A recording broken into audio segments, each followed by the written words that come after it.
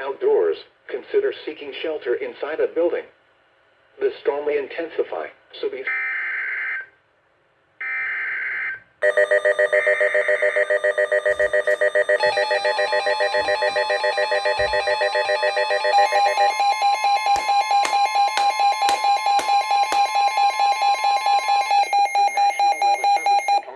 issued a severe thunderstorm warning for southeastern Fairfield County in central South Carolina, northern Richland County in central South Carolina, west central Kershaw County in central South Carolina, until 4:45 p.m. Eastern Standard Time.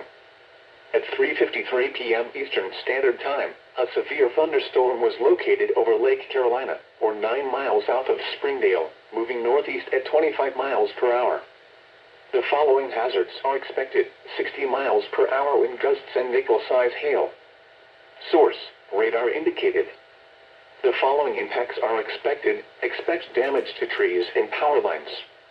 Locations impacted include Lake Wateree Dam, Lake Carolina, Longtown, and Pine Grove Fire Station.